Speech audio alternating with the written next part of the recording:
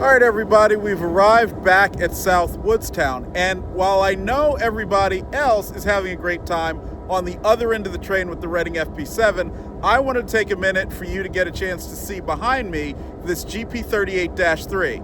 What is so interesting about it? Well, first of all, it was built in 1967 for the Pennsylvania Reading Seashore Lines. For those of you who are not familiar, the PRSL was an amalgamation of the Reading Company and the Pennsylvania Railroad's South Jersey lines. Now, not all the lines in the southern part of the state were included in PRSL, and so you'd have a few lines here or there that continued to be owned and operated by either the Reading or the Pennsy, but connected to the PRSL. However, the PRSL had the majority of this, and this came about after the state of New Jersey pushed both carriers to consolidate because they both had very, very extensive networks in South Jersey, including serving vacation locations like Atlantic City, which long before the casinos was important. Now, the PRSL purchased these, and if you look very closely, right under the number board, you'll see the cab is bumped out a bit.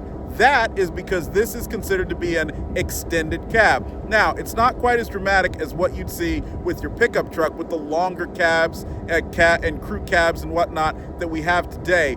But what's really interesting about these is that many were built either with two control stands or with one long control stand that had controls on either side. And that way the locomotives could be comfortably operated either with the long hood forward or with the short hood forward. So that is the reason for the extended cab in this instance. Another place where that was seen was on the Reading's EMD SD45s. So I hope you've enjoyed a little bit of that 645 non-turbocharged music that's playing in the background, because if you're anything like me, you love a good non-turbocharged EMD. And I hope you've enjoyed our videos from National Train Day here on the Woodstown Central. It is definitely an operation you should come down and check out.